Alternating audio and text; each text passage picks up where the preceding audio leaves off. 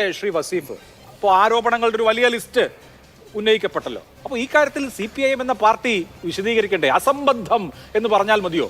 CPM സംസ്ഥാന സെക്രട്ടറിക്കും മറ്റ് മന്ത്രിമാരടക്കമുള്ള ആളുകൾക്കും ഈ കാര്യത്തിൽ അവരുടെ കാര്യങ്ങൾ പറയാമല്ലോ. ആകെ തോമസ് ഐസക്ക് മാത്രമാണ് കേസ് കൊടുക്കും എന്ന് പറഞ്ഞിട്ടുള്ളത്. അതിനപ്പുറത്ത് എന്തുകൊണ്ട് ഈ ആരോപണങ്ങൾ വിശദീകരിക്കുന്നില്ല? ഇപ്പോൾ രാജേഷ് കൃഷ്ണ കുറച്ചു മുമ്പ് ഒരു ഫേസ്ബുക്ക് പോസ്റ്റ് ഇട്ടിട്ടുണ്ട്.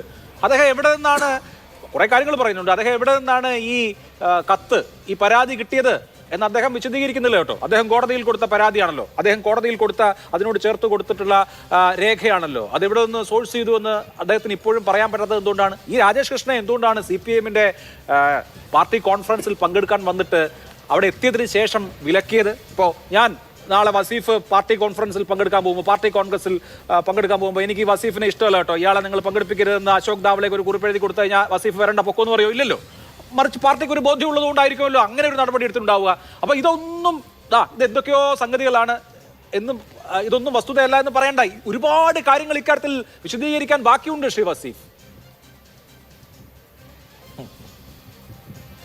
ഹലോ അഭിലാഷേ, നിങ്ങളുടെ ഈ ഒരു താല്പര്യം ഏതായാലും ഒരു കൗതുകമുള്ള താല്പര്യം തന്നെയാണ്. ഇപ്പോൾ നേരത്തെ ഞാൻ ഇടപെട്ടു എന്ന് പറഞ്ഞത് അതുകൂടി ഒന്ന് പറയണമല്ലോ പ്രേക്ഷകർക്ക് മുമ്പിൽ. ഞാൻ ഇനിയും ഇടപെടാതിരുന്നെങ്കിൽ ചിലപ്പോൾ ജ്യോതികുമാർ ചാമക്കാല കയറി ഡൊണാൾഡ് ട്രംപുമായി CPMന്റെ സംസ്ഥാന സെക്രട്ടറിക്ക് ബന്ധമുണ്ട്, ഇടപാടുണ്ട് എന്ന് വരെ പറഞ്ഞു പോയിരുന്നു. ആ രീതിയിലാണ് പറയുന്നത്. അതിനിടയിൽ അഭിലാഷ് ഉറങ്ങിയെന്ന് എനിക്ക് തോന്നുന്നു. ഒരു ഇടപെടലും ഇല്ല. ഞാൻ പറയുമ്പോൾ മാത്രം കൊത്തി വരുന്ന ഇവിടെ നോക്കൂ, നിങ്ങൾ അഭിലാഷ് തന്നെ പറഞ്ഞതുപോലെയാണ്. അല്ല, കോൺഗ്രസിനെതിരെ ആണെങ്കിൽ നിങ്ങൾ എടുക്കില്ലേ? നിങ്ങൾ കോൺഗ്രസിനെതിരെയാണെങ്കിൽ ഇപ്പൊ നിങ്ങൾ പറഞ്ഞു, അല്ല അഭിലാഷേ, നിങ്ങൾ പിന്നെ ഇടപെടന്നെ. ഇപ്പൊ നിങ്ങൾ പറഞ്ഞു തൊട്ടു മുമ്പ് ഞാൻ മുസ്ലിം ലീഗിന്റെ നേതാവ്, അത് യൂത്ത് ലീഗിന്റെ സംസ്ഥാന സെക്രട്ടറി വ്യാജ സർട്ടിഫിക്കറ്റ് ഉണ്ടാക്കി തന്റെ പ്രൊമോഷന് വേണ്ടി ഹാജരാക്കി കേസെടുത്തു. നിങ്ങൾക്കൊരു വാർത്തയേ അല്ല.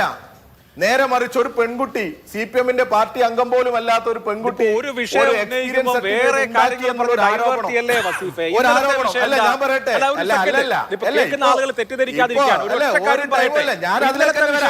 സമയം തന്നാ മതി. തെരഞ്ഞെടുപ്പ് കമ്മീഷൻ താങ്കളാണല്ലോ ആദ്യത്തെ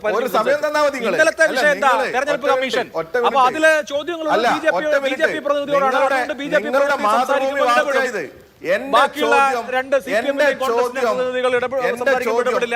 കോൺഗ്രസിനെതിരെയുള്ള വിഷയമാണെങ്കിൽ കോൺഗ്രസിന്റെ പ്രതിനിധിയോടാണ് നമുക്ക് കൂടുതൽ ക്ലാരിഫിക്കേഷൻ വേണ്ടത്. അവരോട് ചോദിക്കും. അതൊരു സാധാരണ കാര്യമാണ്.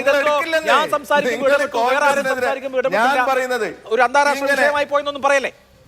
താങ്കൾക്ക് അറിയാം, എത്രയോ കാലമായി ചർച്ചയിൽ പങ്കെടുക്കുന്ന ആളാണ്. ഈ വിഷയത്തിൽ നിങ്ങളാണ് മറുപടി പറയേണ്ട, വിശദീകരിക്കേണ്ട ആളുകൾ. അതുകൊണ്ടാണ് താങ്കളോട് ആവർത്തിച്ച് ചോദ്യം ചോദിക്കുന്നത്. അല്ല, അപ്പൊ എന്നെ വിശദീകരിക്കാൻ സമ്മതിക്കല്ലേ? അതല്ലല്ലോ ചെയ്യുന്നത്. പിന്നെ ഇവർ ഈ പറയുന്ന കുറെ കാര്യങ്ങൾ, ഈ മോൻസൺ മാവുങ്കലും K സുധാകരനും ഒക്കെ തമ്മിൽ നടത്തിയ ഇടപാടുണ്ടല്ലോ, അതുപോലെയൊന്നും ഒരു ഇടപാടും ഞങ്ങളുടെ പാർട്ടി നേതാക്കന്മാർ എവിടെയും നടത്തുന്നില്ല. ഒരു തരത്തിലും ഒരു കോടതിയിലും നിങ്ങൾക്ക് അതൊന്നും തെളിയിക്കാനും പറ്റില്ല. പിന്നെ നേരത്തെ പറഞ്ഞതുപോലെ അദ്ദേഹത്തിന്റെ ഭാര്യ തന്നെ എഴുതിയ ഒരു കുറിപ്പുണ്ട്. അത് ഞാൻ തൽക്കാലം ഒന്ന് വായിക്കാം. ആടിനെ പട്ടിയാക്കുന്ന ഒരുത്തന്റെ വർത്താനം കേട്ട് അയാൾ വിസർജിച്ച അമേദ്യം ഇപ്പൊ ബിരിയാണി ആകുമെന്നും കരുതി അത് രുചിച്ചു നോക്കുന്നവർ ചെയ്തോളൂ. തൊട്ടു നോക്കുന്നവർക്ക് അങ്ങനെ ആവാം, മണക്കുന്നവർക്ക് അതും ചെയ്യാം. അതൊക്കെ നിങ്ങളുടെ താല്പര്യം പോലെ. മണക്കുന്നവർക്ക് അതും ചെയ്യാം. ഇവരുടെ മുൻ ജീവിത പങ്കാളി എഴുതിയതാണ് കേട്ടോ. അടിച്ചു തളിച്ച് വൃത്തിയാക്കിയ എന്റെ ഉമ്മറത്തോട്ട് അതും പിടിച്ചു കയറാൻ നോക്കണ്ട, നടക്കൂല. നഹി എന്ന് പറഞ്ഞ നഹി. എഴുതിയത് ഈ പറയുന്ന പരാതിക്കാരന്റെ മുൻ ഭാര്യ, അവരുമായി കേസ് നടത്തി നിൽക്കുന്ന, അവരെ കൊണ്ട് വല്ലാതെ പ്രയാസം അനുഭവിച്ചുകൊണ്ടിരിക്കുന്ന സ്ത്രീ എഴുതിയതാണ്. ഒന്നുകൂടി വേണമെങ്കിൽ ഞാൻ പറയാം. രുചിച്ചു നോക്കുന്നവർക്ക് അങ്ങനെ ആവാം. ഞങ്ങൾക്കും അതന്നെ പറയാനുള്ള അഭിലാഷേ. ഞങ്ങൾക്കും മാതൃഭൂമിയോട് പറയാനുള്ളത്, ആടിനെ പട്ടിയാക്കുന്ന ഒരുത്തന്റെ വർത്താനം കേട്ട് അയാൾ വിസർജിച്ച അമേദ്യം ഇപ്പോ ബിരിയാണി ആകുമെന്നും കരുതി അത് രുചിച്ചു നോക്കുന്നവർ ചെയ്തോളൂ. തൊട്ടു നോക്കുന്നവർക്ക് അങ്ങനെയും മാതൃഭൂമി റിപ്പോർട്ട് ചെയ്തത് എന്താണ് എന്നുള്ളത് പത്രം വായിക്കുന്ന ആളുകൾക്ക് അറിയാം. ഞാൻ പറഞ്ഞ കാര്യങ്ങളൊന്നും ആരും ഓൺ ചെയ്യുന്നില്ല. അതൊക്കെ നിങ്ങൾ പരിശോധിക്കുക. അല്ല, ഞാനൊന്ന് പറഞ്ഞോട്ടെ. ഞാൻ പറഞ്ഞോളാം. ഇവിടെ മലപ്പുറത്തെ ജില്ലാ പഞ്ചായത്ത് മെമ്പർ 25 കോടി രൂപയുടെ നിക്ഷേപ തട്ടിപ്പ് നടത്തിയത് നിങ്ങൾക്ക് ഒരു വിഷയമല്ല. ഈ വിഷയത്തിൽ എന്തെങ്കിലും പറയാനുണ്ടോ? മലപ്പുറത്തെ മുസ്ലിം ലീഗിനിടയിൽ തന്നെ നടപടിയെടുത്ത ജില്ലാ പഞ്ചായത്ത് അംഗമാണ്. ഇനി ഞാൻ പറയാം ഇതേ കക്ഷി ആര്, ഈ പരാതിക്കാരൻ 2024 മെയ് മാസം 17-ാം തീയതി ഈ ഷർഷാദ് ബിനിയാണ്ടി ഞങ്ങളുടെ പാർട്ടിക്കും അതുപോലെ വിവിധ 10ഓളം നേതാക്കന്മാർക്കും അയച്ചൊരു ഒരു കത്തുണ്ട്. ആ കത്തിൽ അദ്ദേഹം പറയുന്നുണ്ട്, CPIM-ഉം അതിന്റെ സെക്രട്ടറി MV ഗോവിന്ദനും ഏതെങ്കിലും തരത്തിലുള്ള നിഗൂഢമായ സാമ്പത്തിക ഇടപാടുകളിൽ ഏർപ്പെട്ടതായി ഞാൻ ഒരിക്കലും ആരോപിച്ചിട്ടില്ല. എനിക്ക് അദ്ദേഹത്തോട് അങ്ങേയറ്റം ബഹുമാനമുണ്ട്. അദ്ദേഹത്തിന്റെ ധാർമ്മികതയെയും തത്വങ്ങളെയും ഞാൻ എന്നും ആരാധിക്കുന്നു എന്ന് പറഞ്ഞിട്ടുള്ള വാർത്തയാ. അത് ഇവർ കാണുന്നില്ല. ഓക്കെ, എന്റെ കുടുംബത്തെ നശിപ്പിച്ച ശ്രീ രാജേഷ് കൃഷ്ണനെ കുറിച്ചാണ് എനിക്ക് ആശങ്ക, അതിനെ കുറിച്ചാണ് പരാതി. ഇത് ഇദ്ദേഹം 2024 മെയ് മാസം 14-ാം തീയതി അയച്ച മെയിലും അതോടൊപ്പം വിവിധ ആളുകൾക്ക് കൊടുത്ത പരാതി, അതാണ് അവിടെ കാണിക്കുന്നത്. ഓക്കെ, അവിടെയൊക്കെ അദ്ദേഹം പറയുന്നുണ്ട്. പിന്നെയും പറയുന്നുണ്ട്, ഏതാ ഈ മറുനാടൻ മലയാളിയുമായി ബന്ധപ്പെട്ട് പറയുന്നുണ്ട്. ഇപ്പൊ ജ്യോതികുമാർ ചാമക്കാലയ്ക്ക് ഞാൻ മമ്മൂട്ടിയെ കൂട്ടുപിടിച്ചുന്ന ഒരിക്കലുമല്ല. ഞാൻ ഈ പറയുന്ന മറുനാടനെ എതിർത്തത്. നിങ്ങൾക്കത് അംഗീകാരമായിരിക്കും. ഈ പറയുമ്പോ എല്ലാം കൂട്ടി വെച്ച് പറയണ്ടേ നമ്മള്? ഈ അടിസ്ഥാനമില്ലാതെ കുറേ ഇങ്ങനെ വായിൽ തോന്നുന്നത് അങ്ങ് വിളിച്ചു പറഞ്ഞ് ഒരു കത്തുണ്ട് എന്ന് പറഞ്ഞ് അതിന്റെ പിന്നാലെ പോവുകയാണോ? അങ്ങനെ പോകാൻ പറ്റില്ലല്ലോ. ഇതിനൊക്കെ ഒരു വ്യവസ്ഥയൊക്കെ വേണ്ടേ? അതിനെ പിടിച്ച് ഒരു ചെറിയ വാർത്ത അതൊന്നും അല്ലല്ലോ, ഒരു വലിയ സംഭവമാക്കി ഇപ്പോ ഒരു ആഗോള പ്രതിഭാസമായി അങ്ങ് വരിക. ഇപ്പൊ ജ്യോതികുമാർ ചാമക്കാലയോട് തന്നെ പറയാം, രാജ്യത്ത് ഈ വോട്ട് മോഷണത്തെ കുറിച്ച് വലിയ ചർച്ചയും അതുമായി ബന്ധപ്പെട്ട് ഇന്ന് ഇന്ത്യ ബ്ലോക്കിന്റെ പത്രസമ്മേളനം ഒക്കെ നടക്കുന്ന സമയ, അപ്പോഴാണ് ഇങ്ങനെ ഒരു ചർച്ചയായിട്ട് വരുന്നത്. അപ്പൊ ഒരു പ്രശ്നവുമില്ല. ഇതാ നിങ്ങളെ സംബന്ധിച്ചിടത്തോളം ഏറ്റവും വലിയ പ്രശ്നം. ഇതിൽ എന്ത് അടിസ്ഥാനമുണ്ട് എന്നാ പറയുന്നത്? അല്ല, എവിടെയാണ് ഇതിന്റെ ഈ കാര്യത്തിൽ എന്തെങ്കിലും ഒരു വിശദീകരണം നടത്തുമോ എന്നുള്ളതാണ് ചോദ്യം. ഇപ്പോ മലപ്പുറത്തെ വ്യാജ സർട്ടിഫിക്കറ്റ് മുതൽ ഇന്ത്യ മുന്നണിയുടെ വാർത്താ സമ്മേളനം താങ്കൾ പറഞ്ഞു, ആരോപണങ്ങൾ കുറെ ഉന്നയിച്ചിട്ടുണ്ട്. അതിൽ എന്തെങ്കിലും വിശദീകരണം പറയാൻ ഉദ്ദേശിക്കുന്നുണ്ടോ ഇല്ലയോ? അസംബന്ധം എന്ന് പറഞ്ഞാൽ അസംബന്ധം തന്നെയാണ്. ഇങ്ങനെ അഭിലാഷിന് നാളെ അല്ലെങ്കിൽ ജ്യോതികുമാർ ചാമക്കാലയ്ക്ക് 2 ആളെ ഏൽപ്പിച്ചിട്ട് ഇങ്ങനെ നിരത്തി പരാതി എടുത്തൂടെ? ഓരോരുത്തർ ഇപ്പൊ അദ്ദേഹത്തിന്റെ മുൻ ജീവിത പങ്കാളിക്കെതിരെയുള്ള ആ പ്രശ്നം പരിഹരിച്ചു കിട്ടണം, അല്ലെങ്കിൽ അത് തീരണം, അദ്ദേഹത്തിന്റെ പ്രശ്നങ്ങൾ തീരണം. അതിന് ഓരോരുത്തരെയും കൂട്ടി വെച്ച് എന്തൊക്കെ എഴുതി വെച്ച് പറഞ്ഞു എങ്ങനെയൊക്കെ അതൊക്കെ ചെയ്താൽ ഇത് വലിയ വിവാദമായി വരും. ഇതേ മുൻ പങ്കാളി ഫേസ്ബുക്കിൽ മറ്റും കുറിച്ചിട്ടുണ്ട്. എന്താ കുറിച്ചത്? അദ്ദേഹം പറഞ്ഞിട്ടുണ്ട് പോലും, മാധ്യമങ്ങളെ കൂട്ടുപിടിച്ച്, മുൻകാലങ്ങളിൽ കേരളത്തിൽ നടന്നതുപോലെ മാധ്യമങ്ങളെ കൂട്ടിപ്പിടിച്ച് എന്നെ മോശമാക്കും, എന്നെ അപമാനിക്കും, എന്നെ ഈ സമൂഹത്തിൽ ജീവിക്കാൻ പറ്റാത്തവളാക്കും, എനിക്ക് സിനിമ കിട്ടാതെയാക്കും എന്നൊക്കെ വൈകാരികമായി ഒരു സ്ത്രീ പറഞ്ഞിട്ടുണ്ട്. ഈ സമൂഹത്തിൽ പ്രധാനപ്പെട്ട ഇടപെടലുകൾ നടത്തി ഈ സമൂഹത്തിൽ ഉന്നത രീതിയിൽ ജീവിക്കാൻ സാധ്യത ഒരു സിനിമ പോലും എടുത്ത് നല്ല വിജയത്തിലേക്ക് എത്തിയ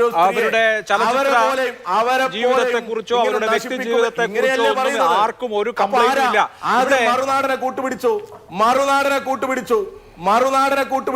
ഇവിടെ ഇപ്പൊ മാതൃഭൂമിയെ കൂട്ടുപിടിച്ചു. മറുനാടന് സമമാണോ മാതൃഭൂമി? അങ്ങനെയാണ് ഞങ്ങൾ വിശ്വസിക്കുന്നില്ല. പാരമ്പര്യമുള്ള ഒരു പത്രമാണ് മാതൃഭൂമി. അതാ ഞാൻ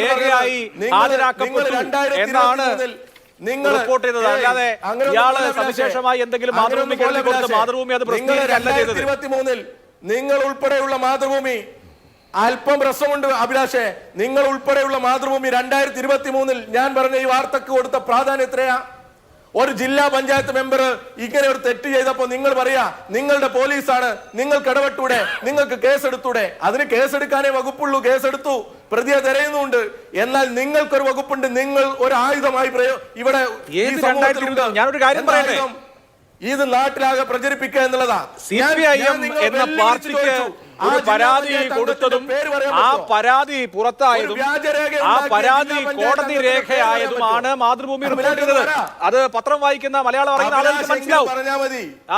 അഭിലാഷെങ്കിലും പറഞ്ഞാൽ മതി. എന്താ പറയണ്ടേ? ഞാൻ പറയാം. മോൻസൺ മാവുങ്കലിന്റെ ഇടപെടലും കേസും ഒക്കെ ഇവിടെ നമ്മൾ കണ്ടതല്ലേ? മോൻസൺ മാവുങ്കലിന്റെ കേസ് എത്രയോ ദിവസം ചർച്ചയായി.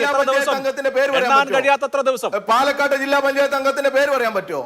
2 ജില്ലാ പഞ്ചായത്ത് അംഗങ്ങളാ. ഒരാൾ 25 കോടി തട്ടു, മറ്റൊരാള് ഇതുപോലെ വ്യാജ സർട്ടിഫിക്കറ്റ് ഉണ്ടാക്കി അത് ഹാജരാക്കി. ഒന്നും പറയാൻ പറ്റില്ല. ഞാനിതിവിടെ സൂചിപ്പിച്ചത് ഇങ്ങനെയുള്ള വാർത്തകൾ പൊടിപ്പും തൊങ്ങലും വെച്ച് പൊടിപ്പും തൊങ്ങലും ഒന്നുമില്ല, വളരെ പ്ലെയിൻ ആയിട്ട് നിങ്ങളുടെ പാർട്ടിക്ക് കൊടുത്ത പരാതി നിങ്ങളുടെ അനുഭാവിയായ നിങ്ങളുടെ നേതാക്കളെ ലണ്ടനിൽ ഹോസ്റ്റ് ചെയ്യുന്ന ആള് കോടതിയിൽ കൊടുത്ത കാര്യം ഇതിൽ പൊടിപ്പുമില്ല, തൊങ്ങലുമില്ല, ഭാവനയില്ല, ഒന്നുമില്ല.